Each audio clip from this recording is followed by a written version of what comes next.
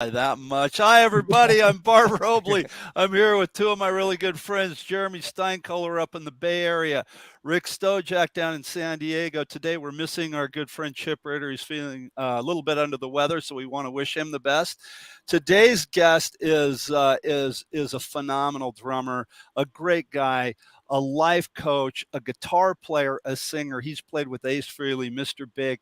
I've seen him in videos with Paul Stanley, Gene Simmons, and every other rock star on the face of the planet. Just an all-around great guy. Matt Starr, welcome to the show, Matt. Hey guys, thanks for having me. Appreciate it. Yeah. Oh man, it's a real pleasure to have you on the show. And you're in Connecticut right now. Yes. And that's where you're living. That's where Rick is from. So that's where you're living now instead of LA? Yeah, we've been here for a little over a year and kind of came back. We got two little kids. We came back here during the pandemic. My folks are here, all the family. So it's been nice. And then, as you know, with work, I just need an airport and the internet, and I can do everything else, thankfully. So it's been good. That's fantastic. That's fantastic. Well, listen, we want to talk about all the people that you play with and how, Mr. Big and how you got into that group and how that led to Ace Frehley, or Ace Frehley led to Mr. Big.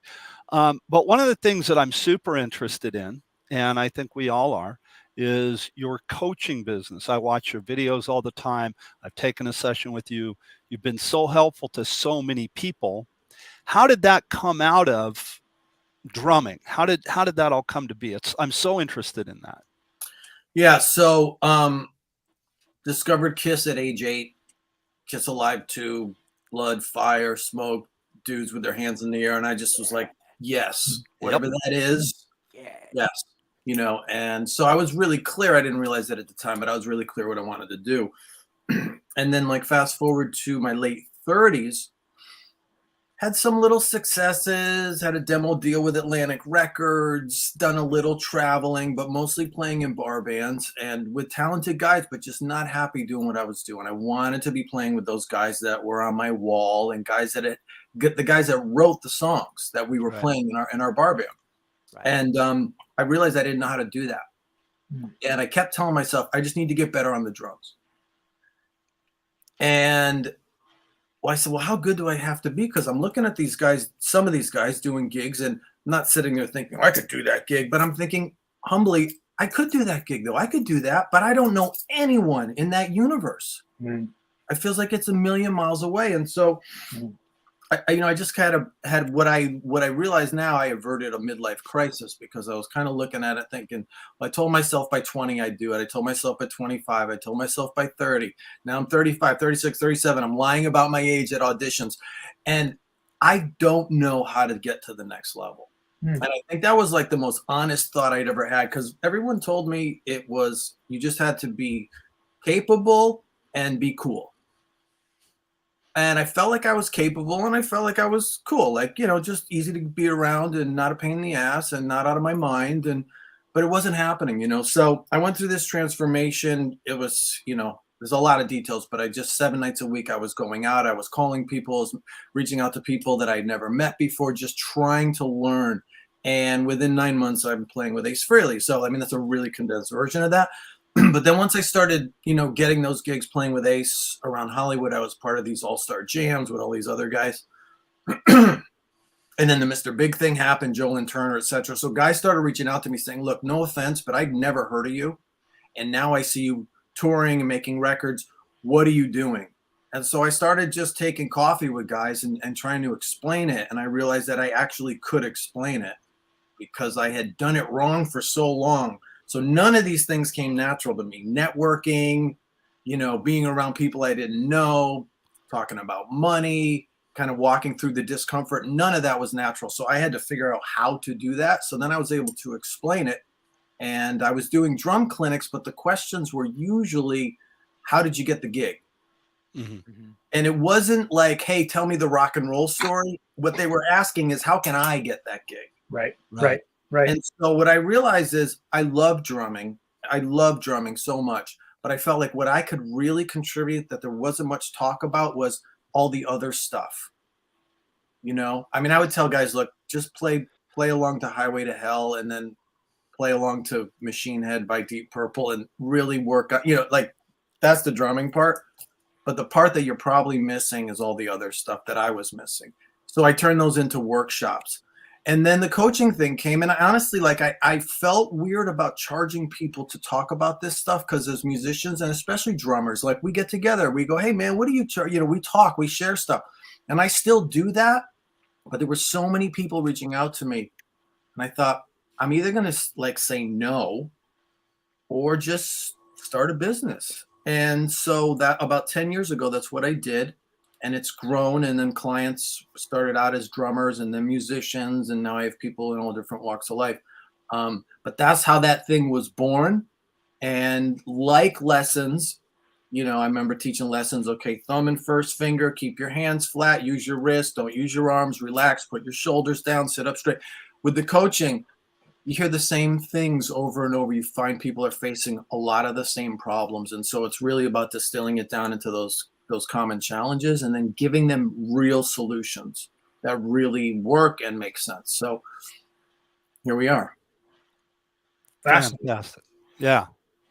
Jeremy, you have a question. Sorry. Well, I'm just, I don't want to ask you to give away your store here, but I'm curious, like, you said you sort of, for years and years and years, almost 40 years, you were operating under this one sort of idea that if I just work hard and be cool, right? And we talk about that a lot. Some of our famous drummers we've had on this show, we've asked them about how they got to where they were, and that's two of the big answers: work hard and be cool. Right. Be easy to work with and all that stuff. But so much of my impression of so many of their stories has been, it's been a matter of being in the right place at the right time, knowing the right people. And there's no such thing as the right people. It's just, a producer you worked with on this session who recommends you for the next session. And then that leads to the next thing. But I'm curious, if you could sort of distill it down to, or maybe you already did, what is it that people are missing? Is it the networking? Is that the big piece? It's all the stuff other than that 45 or 90 minutes on stage. So right. Networking is huge. People are really uncomfortable around people they don't know typically. Right. It feels insincere. It feels like being a used car salesman. Right. They don't know how to connect. And so a lot of that can be switched by just a little mindset. Like if they're probably going out thinking, I want a gig. So it's like, hey man, and you're shaking someone's hand with the energy of like, can you give me work? Forget that. Shake the hand with, hey man, you sounded great. What year is that kit? Just show up and give. Right. Just show up and give. Don't talk about yourself. Don't say, hey, well, I'm available. Forget all that. Just give. So then that gets into the mindset stuff, and we all have, I just did a Facebook Live about this, but I distilled it down to like, there's a block. We all have a block. So it shows up like procrastination, not being able to schedule time. A lot of guys think lack of self-confidence. I got a question at a workshop one time. This 14-year-old young lady asked me, well, you're so confident. Where do you get your confidence? And I've never been asked that. And I thought, if you were in my head, you wouldn't think I was confident. Right. I just do what works. Because I did this and that didn't work, and I do this and this works. Okay, I'm just going to keep pushing that button, and my feelings are something I'll deal with later. I'll journal about it. I'll talk to somebody about it. But that's, separate those two. So, so it's this and this, getting them in alignment and like getting them quiet, and then using our intelligence to go, what do I want to do, and how do I get there? And you only got to know the next step. You don't got to know the next three, because guys will go, well, I don't know how to, get in touch with, John Bon Jovi. Go, well, forget that. What's the next step? Right. What's the next? So keep it dream big, but think small. Just what's that next step? Do that. Cross that off your list. Cool. Okay, what's the next step? So fantastic. That's brilliant. Fantastic. Really, really good. It's so easy, I think, for so many of us, especially who start out. I mean, we're all, in our 50s now. I think, is that true, you guys? Not me. Yep. Yeah. Rick's in his 70s. Rick's in his 70s. Oh, no. 40s. No, I'm 50s. pulling your chain.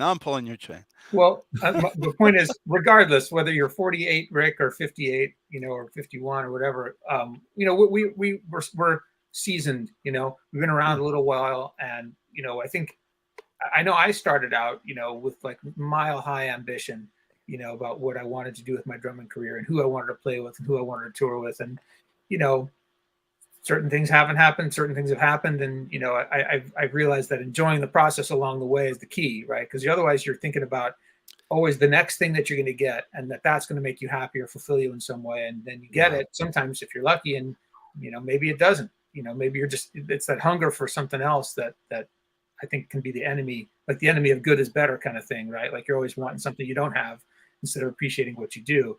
So I think a lot of drummers, especially, and I know some of my own students who are really good players, they have these, they want to play at Madison Square Garden or whatever it is. But I think just absolutely spot on, and good advice for me as a minor, and good advice for everyone, just to take the things that you can't control one step at a time. And it's fine to dream big. That's great. It's because it's so easy to get caught up in your dreams, man. And then nothing, you get nowhere. You can't make that big leap to Bon Jovi because that takes 16 steps, right, to get there, right? For most people. That's right. Yeah. It's head in the clouds, feet on the ground. Yeah.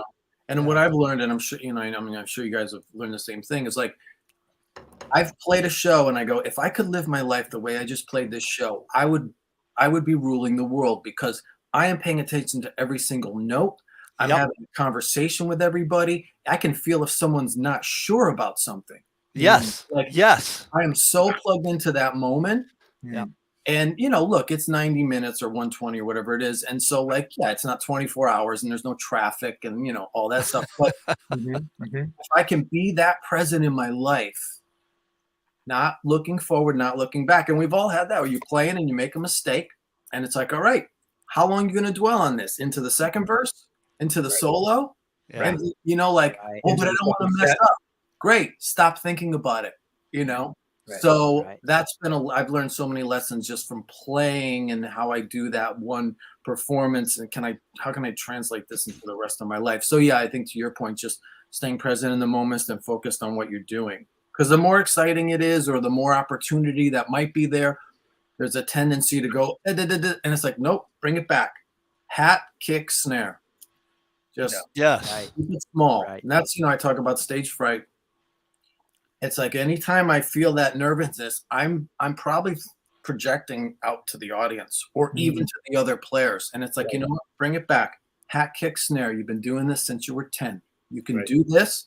Let's do this. And then eventually I'm smiling. And now I'm looking at everybody else. But it's just keep it here, Yeah. Beautiful. That's fantastic. Hey, Jeremy, circling back to the age thing, I wanted to say I'm 58 and really proud of it, and really happy being 58 for a multitude of great reasons. And so age can be something that we can use for a benefit. I'm wiser. If you take care of your mind and take care of your body, it's no problem at all aging, and you have years and years of experience that you can bring to the table every day. Especially as a musician, there's so much material and bands to know about that we can build our craft from. That I've had a lot of years that I could look back at what were the drummers doing in the 50s, 60s, 70s, 80s, and so there might be, it's great if you see a 20-year-old prodigy, but how much time has that person, been around all of these drummers that they can draw from? So wanted to bring that out. Yeah. One of the things that I think, good point, Rick. I like that a lot. That's fantastic. Very well said, my friend. Thanks, dude. I think that as a drum teacher, when you got on your drum teacher hat, I think you're kind of wearing two different hats every lesson. I think you're wearing the drum teacher hat, and then especially with adult students, you're wearing kind of I don't know if it's a therapist hat, but the life coach hat, because I mean, I have one student in particular. I see him every week and been seeing him for years. And every week we start with, for 20 minutes, he'll tell me about his week and the band and the problem he's having. Bless you. Thank you. Bless you. And the problems he's having with the band and this and that. And then we get into the playing part of it. And I think, Matt, you've just kind of taken that and bam, you've ran with it and been so successful at it. So congratulations, man. And I know the coaching session that I had with you, although it was only one, I took so much from it. And I remember you telling me sometimes like, you just got to walk through the fire.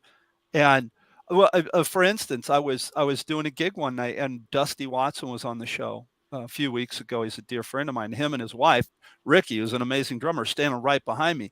And I just remembered, hey, look, like you just said, you can do this. Don't let it get inside your head, right? Just play your instrument.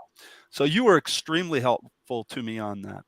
Now let's go ahead and jump into the did Ace Frehley was like the first gig, right? The first major gig, and then that led to Joe Lynn Turner and Mr. Big. Yeah. So when I was in LA earlier in my life, in my 20s, it wasn't a disaster, but it didn't yield any results because I just didn't know how to do any of this stuff that we're talking about. I had hair. It looked So did I. right. It looked great, and I could play the drums, but I just couldn't do the other stuff. So I went back in 2002. So the first thing I did was play with a band called Beautiful Creatures, and they were on Sony, and I did their second record, did some touring. Glenn Sobel was the drummer on the first record. Glenn, who's with Alice Cooper now for many years. So that gig, and then I also did some touring with Kevin DeBro, Quiet Riot. So I had a band called Hookers and Blow with Dizzy Reed from Guns N' Roses and Alex Grossi from Quiet Riot. So I had done some stuff. I remember that band, Hookers and Blow. Sorry. Yeah. So I mean, so those are like, I felt like those are noteworthy things, but I didn't know how to build on it, and I enjoyed all that stuff, but I just didn't really have my head in the game, So then the Ace gig was that was kind of the start of that. And go ahead. Go ahead, Rick. Go ahead. It's all you. Well, Matt, you and I, grew up in cities 10 miles away from each other in Connecticut, and in Middletown. You were in Rocky Hill, you said. Yep. And I remember there's just not much of a scene and networking. Like, who am I going to network with? I could play in a cover band. I was doing an original band, and there really weren't that many clubs or much of a scene around, and so we were going into New York City and trying to get some gigs there, but it just didn't seem like there was a big environment and to build off of. So do you think like somebody who's up and coming might need to look at where they're living if they want to make it? Like, so do you think you have to move to New York or move to LA or a bigger music environment?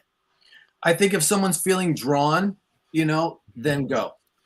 So Nashville, New York, LA, do some research, because depending on what kind of music you want to do and what kind of career you want to have, there's cities that are better than others for that. If you're feeling drawn, like I just always wanted to go, I encourage that. I mean, that first thought is usually right, and then our head gets in there and messes it up.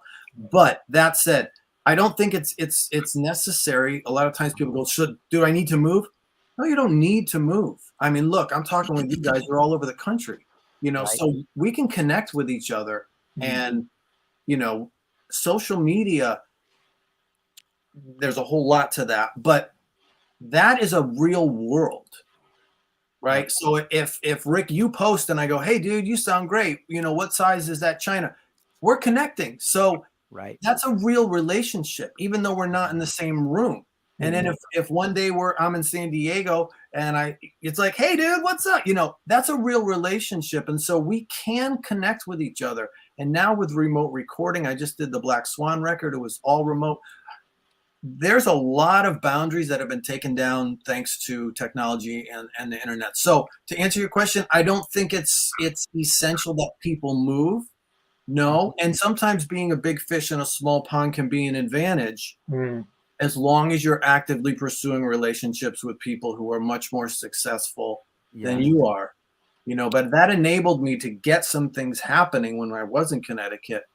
So that was a good thing in a way, but I don't think it's essential, and I do hear that people go, well, there's no one to play with around here. I go, okay, well, what about doing a remote video with somebody who lives in California or somebody else in another town in the middle of nowhere who's feeling just like you? Yes. So there's a lot of opportunities. You just gotta be creative with it, There it is. So you were Matt, have actually, you so ever- you were drawn to move to LA rather than move to New York. I like you. I spent a lot of time in New York. Yeah. I couldn't figure out New York. I only felt like New York would work if I had a lot of money and could kind of get above it, literally, Right. and figure it Yes. out. That's I how I mean, felt. Yeah. I had a band called The Flames, and we would play CBGBs a lot. That's where we got our demo deal with Atlantic, but we would do stuff with people from the Ramones camp and Bob Gruen, a photographer. Like, we had these people coming out, and it was cool. But again, I couldn't really figure that out. In LA, I had a friend who'd moved out there, and he got in a band that was working with Fred Durst, and he's like, dude, we need a drummer. So that was like, okay, that got me out there. And I really liked it out there once I got there. Yeah. Yeah. Well, I grew up in Colorado, and I remember flipping that coin, like, do I want to go to New York or California? I knew I had to get out of Colorado. There's a great music scene there now, but Now.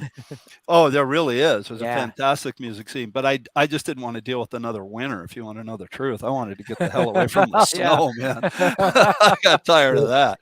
So Yeah. I was just like, you know what? I'm going to California, So Matt, again, let me come back to the life coaching thing in my next question. And I don't want to beat that to death, but I'm just curious. You said something that I think is really cool. You said, you have a plan, you got an idea, but then your head gets in there and it screws it all up. Can you elaborate on that? Can you elaborate on that, please? And again, like Jeremy said, without giving your store away, I don't, No, that's fine. I do a Facebook Live almost every day, Monday through Friday, and I just said this today.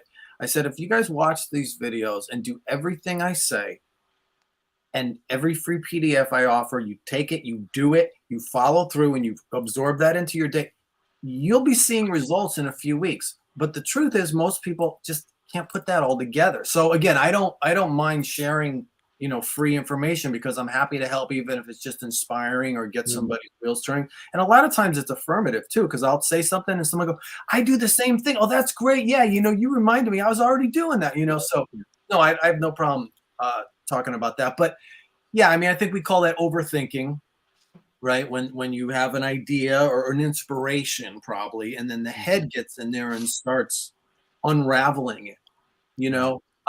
I think one of the things that was most helpful for me is to recognize, like, those thoughts are just tapes, and also emotions can get in there too, and they're separate. To separate the two. So, okay, I'm going to reach out to Bart and say, hey, I see you guys got this really cool Drummers Education Connection show that you do. If you ever got an open space, I'd love to be part of it. And then I think, well, I haven't talked to Bart in a while. I don't want him to think I'm just trying to jump on the bit. Oh, no. We'll deal with that later. Hey, Bart, how's it going, bro? Send. And then, okay, what are those thoughts about? Let's look at that. And if you start paying attention to that, you start hearing the same thing, like, over and over again. So some people have a fear of failure. Some people have a fear that they'll just, no one will respond to them, or people will think they're insincere, or whatever their thing is. I had a coaching client. He lived in South America, and he was afraid genuinely to get successful because he was afraid that his family would be kidnapped. Whoa. And I was like, wow, that's a good one. And that's like a cultural, geographic one that has happened there. It's not very realistic, no more realistic than, people are going to think you're insincere. But like, that was his. And I said, wow, we all got our own. We all got our own little tape that plays. But just let's look at that and take that tape and just put it aside. And then when it shows back up, you're like, oh yeah, they're all going to think you're insincere, or your friends are going to think you're, you think you're a hot shot because now you're successful. Whatever that fear is, like, oh, there's that tape. Yep, cool. Anyway, boom, back. So I'm a big advocate of making lists. I got my daily list. Oh yeah. And just cross stuff, because my mind can start going somewhere, or even just get distracted. Oh, Bart got a new kit. Wow. Oh, what year is that? Oh, let me look if they have any of those snares on eBay. Okay, hold on. We'll do that later. That goes in the free time category. Let me get back to my list. So, Don't you think, though, sometimes you can have a thought that might be worth considering before you send that email. You know, like, okay, I have this thought. Oh, here's Matt. He's got this great coaching business. I want to learn something from him. Or I've been thinking about getting my own coaching business. I'm going to email Matt, but you know, I don't know him, and maybe I'm going to come off as wanting something, you know, and he's going to, you know, I'm being too aggressive or too like give me something as opposed to giving back, you know, like you talked about earlier. I don't know. I'm just asking, like, just sometimes those thoughts are and it can be good and balance you out and before you do stupid things, or you always advocate going with the first gut instinct and then figuring it out later. Yeah, and my experience with myself and also my clients, the vast majority of the time, the first thought is genuine and it's sincere. Yeah. And then the mind comes in and goes, no, you like a lot of guys from the East Coast have this, I don't want to be a phony. And I go, Yeah. well, are you a phony? And they go, well, no. I go, then don't worry about it. Right. Well, but I don't want people to think I'm a phony. Oh, so your ego's involved now? Yeah. But you're worried Right. about your Well, that's presentation, exactly right. you know? Yeah. So I think, again, Right. if typically that first thing is sincere, and if we can stay grounded in the sincere part of it, Yeah. and then send it. And the other part of it is too, I can't control how someone else responds to Right. what I say or do. You know, now if I have 20 people telling me I'm a opinionated a-hole, like maybe I should look at that. That seems like a theme. You know? That's good advice, man. And it, you know, it's a reminder too that like we're really, really good at attaching meaning to things where we have no business attaching meaning to them a lot of the time. You know, like I can send my book to someone, you know, and I cannot hear back, and I can attach all kinds of meaning to that, oh, they didn't like it, or they thought I wasn't good enough. They thought X, Y, or Z. And it could be none of those things. I've got no basis on which to project those negative thoughts onto it. The fact is they didn't respond. Why? I don't know. Right. But it's so easy for us to go into that sort of reflexive, you know, there's something wrong with me. Yeah. And that's really common. And look, you know, I get those thoughts too, but I think that's, you know, on the coaching front, that's where it's really helpful to have somebody who's been doing this for a long time. So when they start going, well, they didn't write back, so you probably think, no. You know, there could be a million reasons. First of all, if you're reaching out to anybody who's got anything going on, they're busy. Right? Second of all, some guys are terrible with their, you know, you got to figure out how to communicate. It might be email. Some guys could be like a, you know, legendary big name, and they're really good on Facebook Messenger. Okay, that's where you find them, you know? Or maybe they read your thing and thought, oh, that's cool, I got to get back to that guy, and got sidetracked. Or maybe they never even saw it. Right. There's a million different things, you know? And so I think that's part of the thing too, is just to not make that assumption. But yeah, we do that. We do that. And I can do that too. You know, I'll text, you know, texting with somebody, and I write, and we're going back and forth, and I write something and they don't write back. And I'm like, oh no, what's that? And it's good, dude. Put the phone down. Right. Yeah. You know, come on. But again, I've been through it enough, and I hear myself say this to clients all day long. So it's like, take your own advice. Right. Yeah. It reminds me of that time we had Greg Bissonette on, and he got a phone call from Ringo while he was on the show. And we were like, put Ringo on, and Greg said, Ringo. Right. Jeremy and I, but it was funny because if you watch that episode, he gets on and Greg's like, I have to take this call. It's Ringo. And all four of us were like a bunch of kids. We're like, oh my God. It was so fun. It was great, man. It was funny. Hey, So, Matt. go ahead, Rick. Matt, I saw you hold up your list. Yes. Do you have a template? It looked like there was a template. So like I you have do. bullet points that you follow. Is that what I saw? Yeah, I have Yeah. a template. If anyone wants a copy of the template, just email me, mattstarrcoaching@gmail. But Will do. here's this, and I just came up with this a few days ago. But Oh. so there's all my there's my days of the week, and this one's for me. So some of these are specific, but exercise 20 minutes, visualization 10 minutes, ask for guidance, Nice. 3 gratitude. What's my daily affirmation?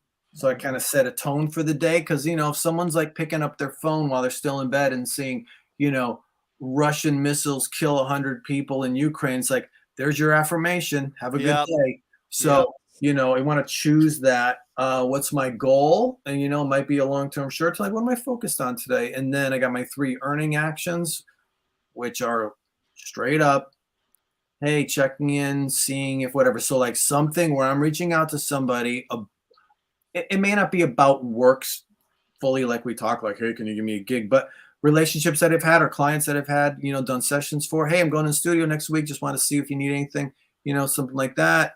And then my actions. So these are my buckets, right? Coaching, producing sessions, touring, merch, and then other. So everyone's going to have different buckets, but I take at least one action in each one of those. My daily network call, I call someone every single day. Yeah. And then my weekly network hang, which might be in person or, these days could just be a phone call or a Zoom.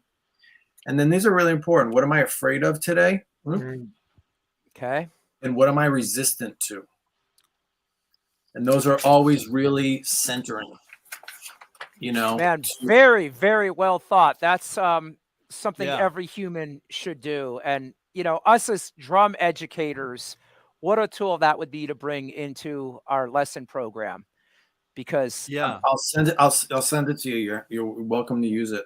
yeah, I'm that should gonna help a email lot you of right people away. out, Yeah. especially all those students just trying to figure out where am I going in life, and they think Right. maybe playing drums is going to help them move forward in their life. And it will, but the structure of where you're coming from and how whole you are internally, that's going to really, really lead you to being that great drummer, not necessarily, doing more paradiddles. So Matt, Right. that's beautiful. I had a student last night, and I have this conversation daily, as we all do with students.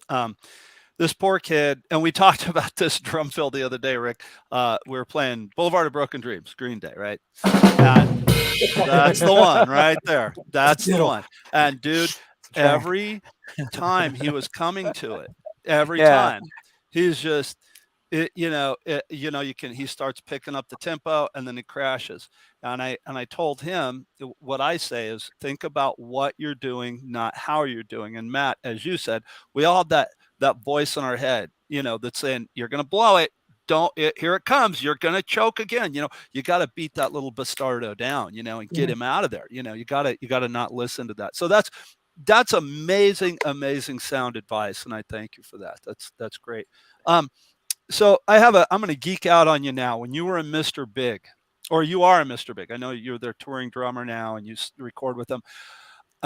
In the 90s, when I first moved to LA, that was the first band that I saw at the Palace. And I immediately saw Pat play and I was like, oh my God, he was so, so good. And I had asked you this when you and I met that one time. I was like, what was he like? Was he just and I met him a couple times at NAMM, but what was it like working with him? Was he just a great guy? Was he enthusiastic about your playing? What kind of person was Pat? Pat was the best. He really was. I used to call him the Hugh Beaumont of rock and roll, which is the dad on Leave It to Beaver, because it's like a good-looking, all-American guy with a great head of hair, and Pat would always laugh and flash that awesome smile that he had. But that was him. He was a really just decent guy. There was no ego, especially you got some other guy coming in playing your parts. Like, he was so cool. That was such a smooth experience. And obviously his drumming speaks for itself. Yeah. Pat and Billy and Paul have this like voracious appetite to what can I do to push the limits? Okay, I can do this thing leading with my right. He was showing me this kick drum pattern. And then he goes, and then I thought, well, what if I did it with my left? And I go, why? and he said, because that's what I do, like, let me try it over here. Let me do this. And he just, I heard so many stories, and I still do, from guys, oh, Pat, oh, Mr. Big, my band, and as soon as they go, we were rehearsing at Mates, and I know how this story's going to end. We were rehearsing at Mates. We were doing whatever. We were there all day. We heard this drumming all day. And at 3 p.m, this guy comes out, running shoes, shorts, no shirt, dripping in sweat, it's Pat Torpy. Like all of these guys and bands that were at this rehearsal space, and Pat was in the other room just practicing and playing music. And so like I learned that from him, just that absolute love of the instrument and of pushing himself. And okay, I can do this. What if I did it this way? What if I inverted this thing? What if I, it was always really inspiring. And, he just was great. When I think of him, I just laugh because we laughed a lot. He didn't like eating, he had a very specific like diet of foods he would like to eat. He didn't like any sauces, no mayonnaise, no ketchup, nothing. Especially when we were overseas, he would want to go to Starbucks because then they had like the prepackaged stuff that you could get here in the States. So, and I drink coffee. So he'd get a mocha frappuccino, or no, caramel frappuccino, and some sandwich. And I'd get my espresso. And then we would end up talking. It would start, however, but it would end up with either Buddy Rich, John Bonham, our wives, or some comedian that he loved comedy. And so he would say, you ever hear this comedian? This guy, I was watching him last night. And so, yeah, it was just a lot of laughing, a lot of fun. And again, I never played with Mr. Big, either live or in the studio, where Pat Torpy wasn't within 10 feet of me. Wow. And the fact that he was just so graceful and gracious with that. And there were plenty of times when he said, hey, I like what you're doing on that thing. What I actually played is like a little more of this, and there's and in the beginning he'd say, I'm sorry to be, critiquing you. I go, dude, if you put up on a social media, you can spend the day with Mr. Big, and Pat Torpy is going to give you lessons on how to play Mr. Big. I go, how much do you think that lesson would go for? Mhm. Right. And I said, I'm here to serve the situation. Mhm. I'm grateful to be here. And again, he couldn't have been sweeter about it. So it was a really profound experience, and it was so much more than a gig or an opportunity. It was like a much deeper thing. And that was a situation when I auditioned. Billy had called me and said, hey, Pat might not be able to do some shows. It hadn't been announced that he had Parkinson's. And so when he told me, and then he goes, okay, cool. So let's play. But right when he told me, I just knew, like, I'm the right guy for this. Drumming, one thing, but like I can go in there and bring it on the kit, but also like emotionally having the maturity, like Rick's talking about. As a 20-year-old, fuck no, I couldn't do that gig. You'd be too mental. You'd be too in your head. It's like, this is a grown-ass man with a son and a wife, and he can't do what he used to do. I got you, man. I can relate to that. I can be sensitive and considerate of that, and also do a great job. So it was much more than just a drumming opportunity. And I'll always just love the time. And again, just the laughter. Dude, that you touched me right there. That's a fantastic story. On the drum geek area of that, I know. Sorry, Jeremy. I just have to ask this, and I'll shut up. He played.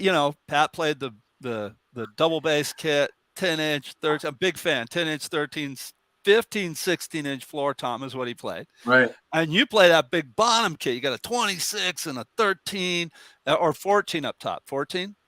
15 nowadays. 15. Wow. Okay. 14 typically, yes. Okay. So you played a bottom style kit, let's say, with bigger drums, 14, 16, 18, whatever. Was there an issue there? Did anybody like, hey, you want to not do? I mean, was that cool? Was that a thing? It was a thing, yeah. So Pat loved it. When we did the States shows, I was playing a 28, and wow, Pat loved it, but sonically it wasn't right for the rest of the band, because when you got Billy and Paul going in unison, that big, awesome, fat, sloppy kick drum, is not right. So we ended up going with a 24. So for most of my You did. live stuff, it was 24, 14, 16, 18. And then in the studio, it was a 24.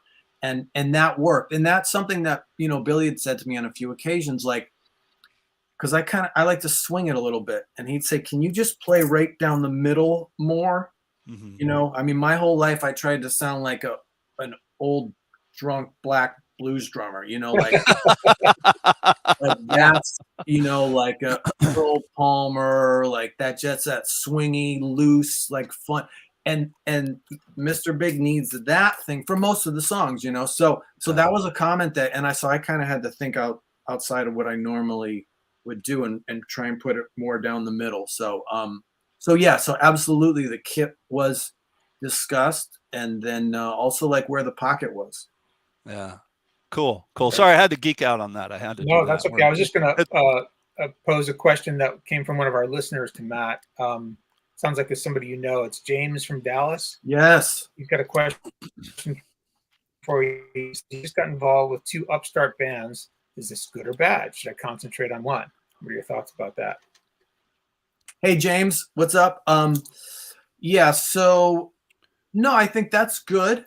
I think it's a matter of what do you want to have the end result be. If you're looking to get out there and play, you might want to look for bands that are already out there and playing. If you want to be part of something from the ground floor and you want to write and you want to develop that relationship and you feel like for you that stage is more comfortable, maybe you wouldn't be comfortable jumping into a gig with guys who have been playing for years and have been doing the bar scene or whatever scene it is. So it's really a matter of getting clear on like, what do you want to do? But 2 bands is great. And that's something I learned in LA. Like in Connecticut, it's like, hey, I'm starting a band. Oh, I'm already in a band. Well, unless the band is The Who, you should play like if you have time, right? So in Los Angeles, it's like I'd meet guys and they're in 5 different things. Yeah. Here too. And that was really helpful to think like that. So I think, yeah, you can educate people, James, if your guys are like, well, hey, you're in 2 bands. Yeah, I'm going to play as many bands as I can. And, if it gets to a point where someone has a tour, well, then we'll figure it out, Very good. Nice. Very good. Matt, I have a question for you. So how did you develop your playing chops and then your business chops? Did you have mentors, drum teachers? I mostly, no, I did not have drum teachers, although I had 3 different teachers for a couple months each, and they were all pretty pivotal. So my first lessons was I was in 6th grade. This drummer named Mike Duquette, which I have to look him up. I would think he would still be alive. Anyway, he was a jazz drummer. So he was teaching me from a jazz book.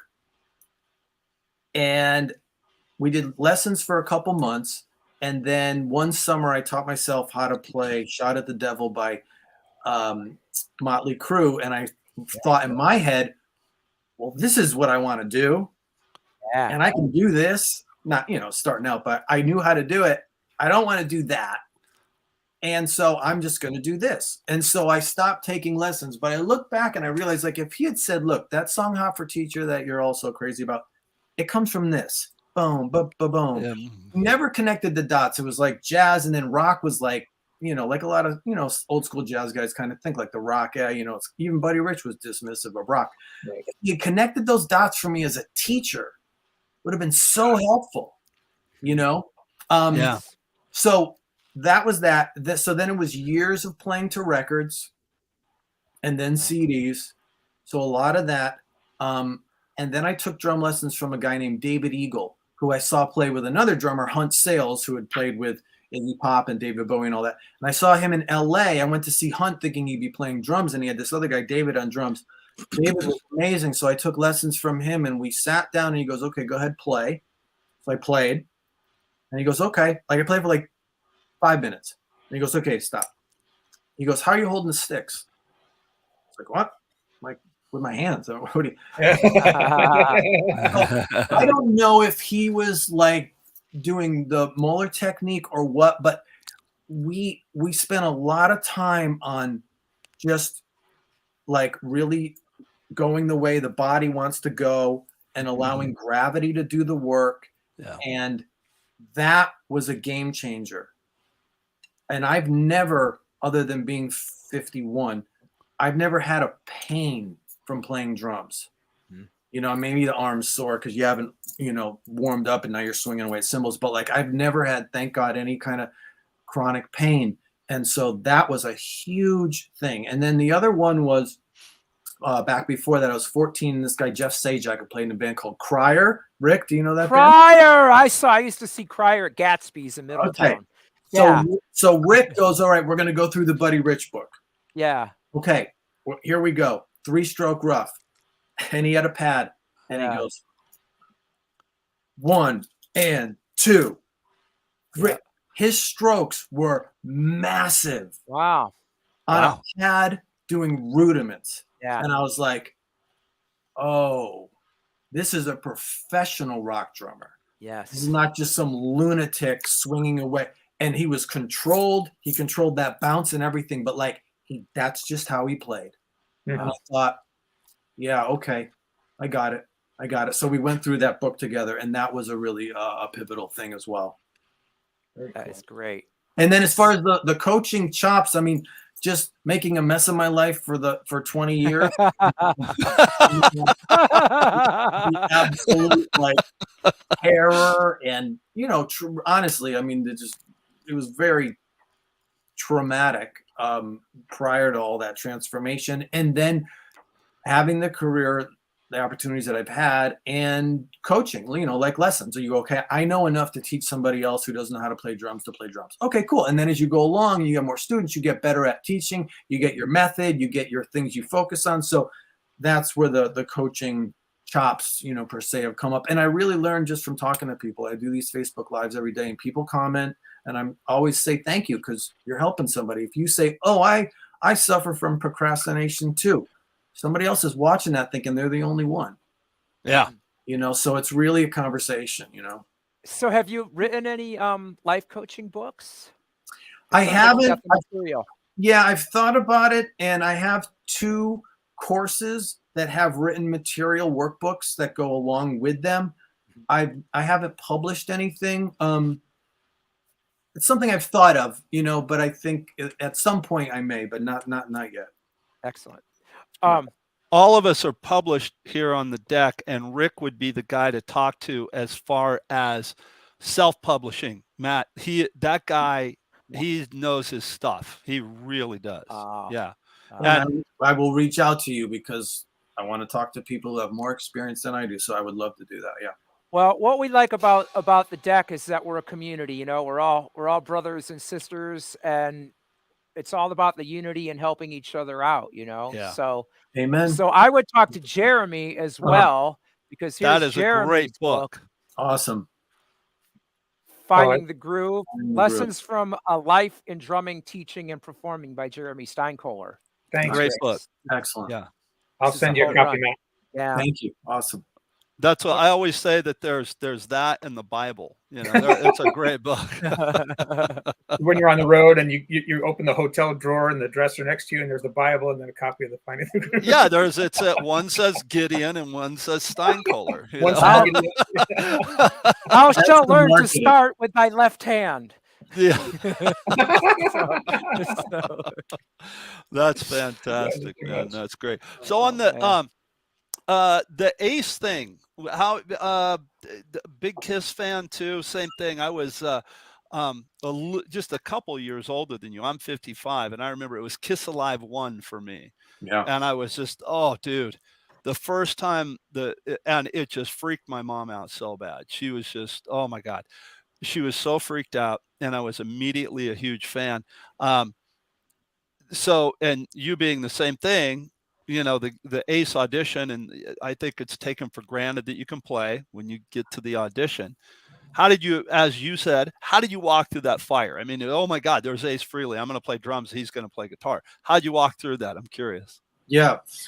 Yeah. Once my friends were really helpful with this, like my friends from back east, because when I got the gig, I was super excited. You know, I had an audition. I went to New York. Ace wasn't there. It was the other 2 guys in the band. I played like 2 songs, and then I had to sing as well. So we played Love Gun. I sang and played drums. Todd Youth, the guitar player, is very New York, goes, all right, dude, see you later, and walked out, which from spending all that time in New York, I knew that was good. He saw what he needed to saw, but he wasn't going to give me any, anything. He left. And I'm like, cool, I think I'm good. So a couple weeks later, I got the call, and I don't know how many other guys they auditioned, but yeah, again, it was like, wow, how many guys grew up listening to Kiss, knew all the songs. I mean, I looked at the set list. It was like, okay, yeah, got it. Got it. Yeah. But for me, it was like focusing on, I'm here to do a job. I'm here to be of service. I'm here to make it feel comfortable for these guys. So I studied all the live videos. Thankfully, again, YouTube, we got all the lives. My first clinic was Sandy Gennaro, and Sandy's a friend of mine. I've told him this many times. I say every workshop I do about drumming, I share this story and I credit it to you. But what Sandy said is, he goes, when you get a call about something, call the tour manager and ask if you can get a cassette of the live show. Because the tempos might be different, the arrangements might be different, the endings, the beginnings, you may be cued off the singer saying the title. So now again, we can just go on YouTube, which is awesome. But so I studied all that. So I knew all that. And then it just was about doing my job. Yeah, it's Ace Frehley. Yeah, this is freaking nuts. Yeah, I'm super excited. But just focus on doing my job and making it comfortable for all these guys, Right. so that they feel like, wow, it feels like we've been playing with this guy for years. Great. That's my job. So just focus on everyone else in the room. And then that helped me to be calm, Cool. or calmer. Kick hat snare. Yeah, kick hat snare. And then I'll say on the drumming side, how again, these were songs that I grew up on, so I knew the album arrangements, but I learned all the live arrangements, and I would practice these songs.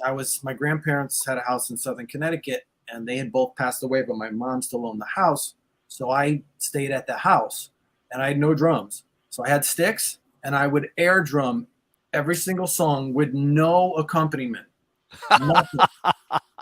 So I would go, okay, deuce, down, boom, boom, boom, boom, boom, boom, and it really worked out my physical patterns. Like, am I going to hit a crash? Am I going over here? And I sang all my parts. Cool. So I would do the whole set with just me, not playing along to a click, nothing. And it's like, if you know it like that, you're not going to get thrown off by anything. So that's as far as the drumming side of things. Really, like, yeah, I know this stuff. I don't even need to hear anybody, because you might be playing and you can't hear what the guy's doing or what the guy's saying or where the song is at, Yeah. That's outstanding, man. That's really cool. That's really cool. Have you done any recordings with him? Have you played on any Ace's records? Yeah, I played on the last 4 records, and then You did. Okay. Yep, and we're about to do the 5th one.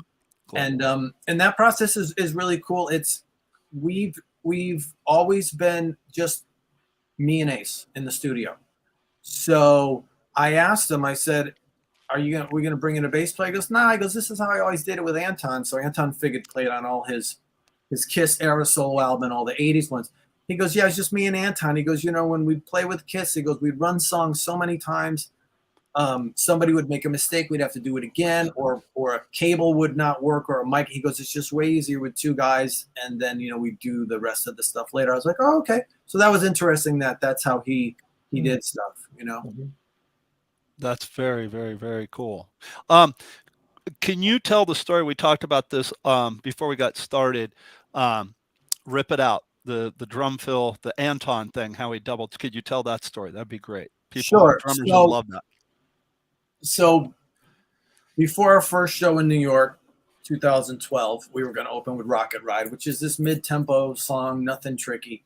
And then the night before, Todd, the New Yorker, goes, hey, we should open up with Rip It Out. That would be cool. You're cool with that, right, bro? I'm like, yeah, fine. And again, I know he's testing me.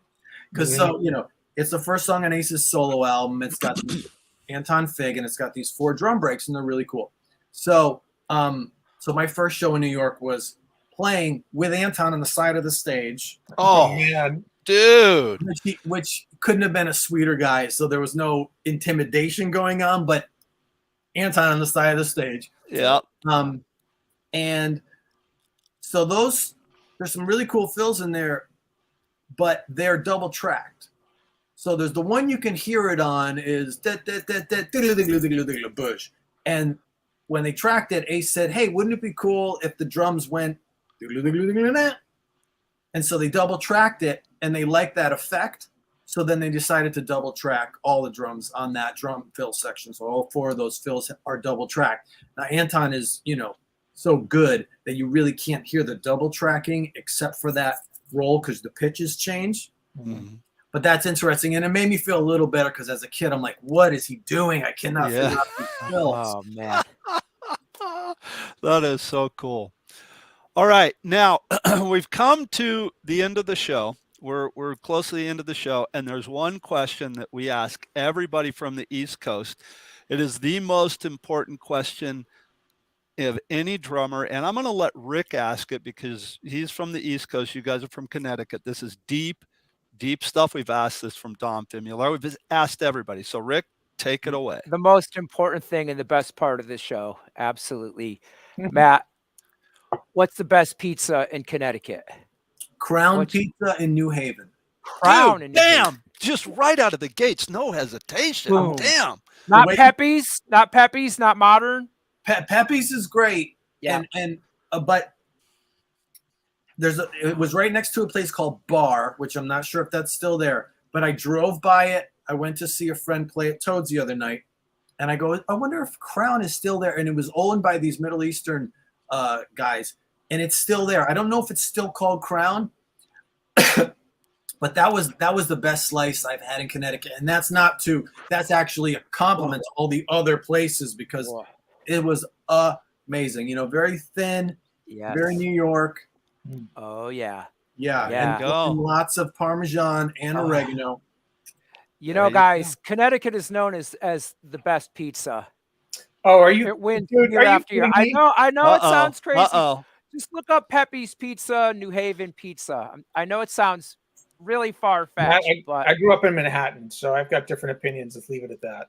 You will, yeah. Well, the whole Ace crew, they're all New York, a lot of Staten Island guys, and so like and then half of the band, they're from Nashville. So when the Nashville guys and the New York guys started talking about pizza, it was explosive, and it's great. And hot. I'll give you just a snippet of the conversation between my tech, Ange, and Rocco, who's Ace's tech. They're both from Staten Island. And he goes, "Hey, what'd you do last night?" He goes, "Oh yeah, I went to Angelo's and got some pizza." "Oh yeah, cool. Yeah, what'd you get?" He goes, "Oh, we just got got a pie. Brought it home." "You brought it home?" "Yeah." "Well, you ate it at home?" "Yeah." He goes, "I live like 5 minutes away." He goes, "You can't eat it at home. It's gonna be cold." He goes, "No, I'm only 5 minutes away." No, you got to eat it there. I mean, so the choice wasn't an issue, but like the location, it was eaten and how quick. So it's not so simple. Yeah, there's a lot that goes into it. Yeah. Oh, I love it. It's not just bread, sauce, cheese, Kit Kat, snare. It's not like that. Right. No, it's a lot more. It's way deeper, man. Way deeper. Wow. I always say if you find yourself in Colorado, go to Romano's Pizza in Littleton. And as soon as I say, you're from Colorado, you know anything about pizza. So I'm, but I got to throw it in there. So if you're in Colorado, go to Romano's. Go to Romano's. Well, Matt, I can't think of anything that would be more fun than hanging out with you, having some pizza, and checking out a show, man. Talking drums and life. I would love that. Yeah, we'll keep in touch and we'll make that happen. That'd be awesome. Yeah. Excellent. Right on. Matt, Likewise. Thank you so much for coming on the show, man. It's been a real pleasure. It really has. You're a great guy, an amazing drummer, and just a stellar human being. Thank you so much for everything. We really appreciate it. And thanks for all the help that you're giving the drumming community and just everybody, because like you said, not all your clients are drummers. But thank you so much, man. You're awesome. I appreciate it. And thanks so much for inviting me. And it was nice to meet you guys. And likewise, man. Yeah, man, hopefully we can hang out in person and do our thing. And just to anyone watching, just don't ever hesitate to reach out to somebody, especially a fellow musician and especially a fellow drummer. Like we're all in this together. So if a guy's got 20 Porsches or, you know, has toured the world, or that doesn't matter. It's like, if you're a drummer, we know each other. So just reach out to any of these guys, me, or any of the people that you look up to. Just don't hesitate. Beautiful. Fantastic. Great advice, Beautiful. man. There it is. Awesome advice. Thanks so much for coming on, Matt. Great to have you. We're going to have you back at some point. We do some things called the all hands on deck, where we have kind of a giant round table with like 8 or 10 drummers. So we'd love to have you back at some point. Yeah, no, that sounds like fun. Cool. Awesome. Fantastic. All right. Thanks, everybody. We'll see you next week. Thanks, everybody, Thanks for a lot, watching. I'm going to do my best Thanks, Chip Ritter when you guys sign out. There you go. There it is. Oh, There's my nice. best Chip. There you go.